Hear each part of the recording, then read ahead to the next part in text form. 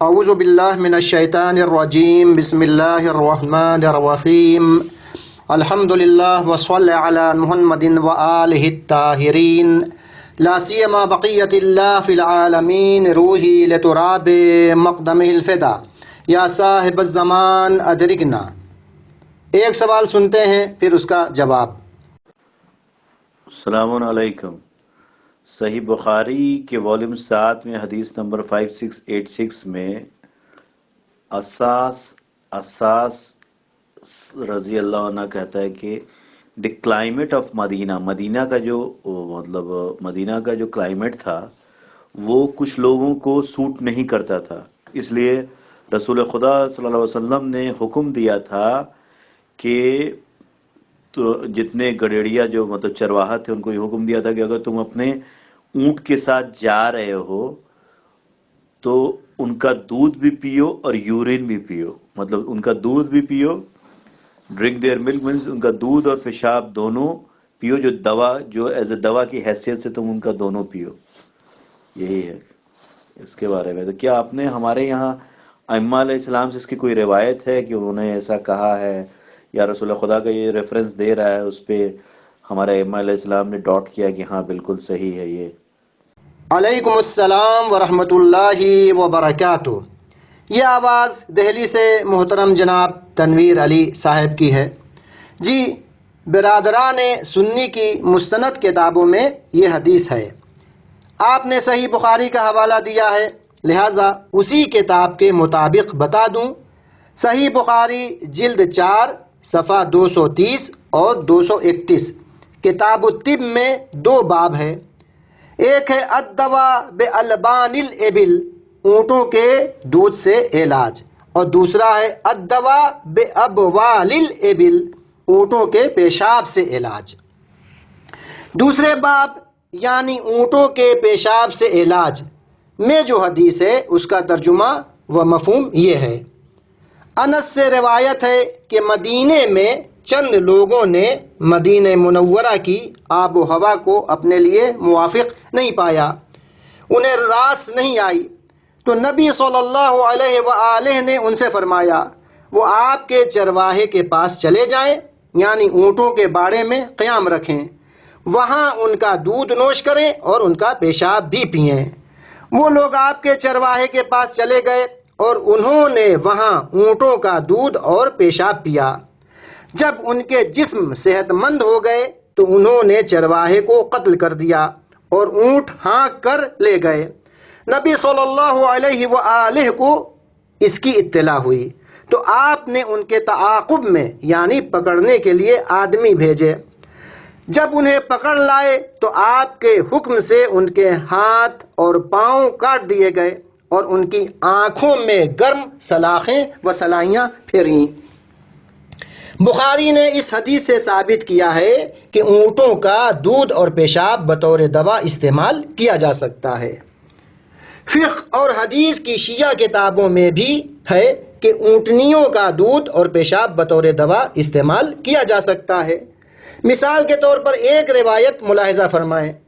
ہماری حدیث کی 4 اہم کتابوں میں سے ایک کتاب تہذیب الاحکام ہے، جلد 1 صفحہ 284 باب 12 کے آخر میں طولانی حدیث کا ایک حصہ اس طرح ہے: سئل عن بول البقر یشربہ الرجل، راوی نے نقل کیا ہے کہ امام صادق علیہ السلام سے سوال کیا گیا کہ کوئی شخص گائے کا پیشاب پی سکتا ہے؟ تو آپ نے فرمایا ان کان محتاجا الیہ یتدعوی بہ شربہ، اگر علاج کے لیے اس کا پینا ضروری ہے، اس کی ضرورت ہے، احتیاج ہے تو اس کو پیے۔ اس کے بعد امام علیہ السلام نے فرمایا وَكَذَلِكَ بَوْلُ الْإِبِلِ وَالْغَنَمِ، اسی طرح اونٹوں اور بکریوں کا پیشاب ہے، یعنی علاج کے لیے ضرورت کے وقت اونٹ اور بکری کا پیشاب بھی پی سکتا ہے۔ ایک اور روایت کے بارے میں بتا دوں جس کا ذکر مفاتیح الجنان میں بھی ہے، تقریباً ہر مومن کے گھر میں یہ کتاب موجود ہے، دیکھ سکتے ہیں۔ مفضل نے امام صادق علیہ السلام سے سانس پھولنے کی شکایت کی، ذرا سا بھی چلنے سے سانس چڑھنے لگتی ہے اور بیٹھ جاتا ہوں، شاید دمہ کا روگ تھا۔ تو امام علیہ السلام نے فرمایا اونٹنی کا پیشاب پیو۔ باب 6 میں حاشیے پر دیکھیے گا یہ حدیث مل جائے گی۔ البتہ شیخ عباس قمی رضوان اللہ تعالی علیہ نے اصل حدیث کا خلاصہ لکھا ہے۔ آپ نے ملاحظہ فرمایا کہ اونٹ کے پیشاب کے متعلق جو حدیثیں وارد ہوئی ہیں اس میں یہ نہیں کہا گیا ہے کہ اونٹ کا پیشاب کولڈ ڈرنک یا جوس یا چائے وغیرہ کے طور پر پیو، بلکہ بیماری کے علاج کے لیے کہا گیا ہے۔ جب اونٹ کے پیشاب سے علاج ہو سکتا ہے، معالجے کا پہلو ہو، تو نہ صرف یہ کہ حرام نہیں ہے، کوئی قباحت و برائی بھی نہیں ہے۔ آج کل ایسی چیزوں سے دوا تیار کی جاتی ہے جس سے لوگ عمومی طور پر نفرت کرتے ہیں، اور اس میں کوئی حرج بھی نہیں ہے۔ جو بیان کیا گیا وہ طبی اعتبار سے تھا۔ شرعی اعتبار سے آپ کی خدمت میں عرض کر دوں کہ حلال گوشت جانور جیسے اونٹ، گائے، بکری وغیرہ کا پیشاب پخانہ پاک ہے، لیکن پاک ہونے کا مطلب یہ نہیں ہے کہ ہم اس کو کھائیں یا پئیں۔ بلغم اور الٹی پاک ہے، کیا کوئی انسان پسند کرے گا کہ اس کو کھائے یا پیے؟ سورہ آراف آیت 157 میں ہے، یحرم علیہم الخبائث، گندی و نفرت انگیز چیزوں کو ان پر حرام کرتے ہیں۔ گندی و نفرت انگیز چیزوں کے مصادیق میں سے اونٹ، گائے اور بکری کا پیشاب پخانہ بھی ہے، لہٰذا اس کا کھانا پینا حرام ہے۔ لیکن اگر بیماری کا علاج اونٹ، گائے اور بکری کے پیشاب پر موقوف ہو، یعنی بیماری کا کوئی علاج نہ ہو اور زندگی خطرے میں ہو، تو اونٹ وغیرہ کے پیشاب سے علاج کیا جا سکتا ہے۔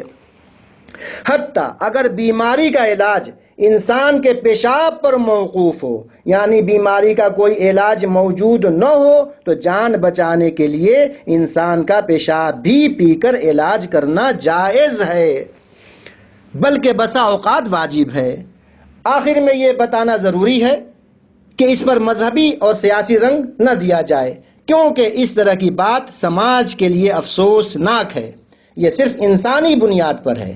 جو لوگ کہتے اور لکھتے ہیں کہ ہندوؤں کے لیے گائے کا موت جبکہ مسلمانوں کے لیے اونٹ کا پیشاب پینا مقدس و ثواب ہے، حدیث کو ہندوؤں کا گائے کے پیشاب پینے سے ملاتے ہیں، وہ یا جہالت میں مبتلا ہیں یا انسانیت کے دشمن ہیں۔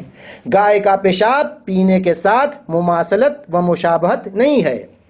اسلام میں اونٹ کو مقدس جانور نہیں سمجھا جاتا ہے، اور اس کا پیشاب بھی بابرکت نہیں ہے، اور نہ ہی شعائر دین سے ہے۔ اس کا پیشاب گندا و کثیف ہے، اس سے نفرت کرتے ہیں، اس کی طرف طبیعت مائل نہیں ہوتی ہے۔ حدیث میں اونٹ کے پیشاب کا استعمال محض ایک دوا کے طور پر ہے، اس سے بڑھ کر کچھ نہیں۔ والسلام علیکم ورحمۃ اللہ وبرکاتہ۔ اللہم عجل لولیک الفرج۔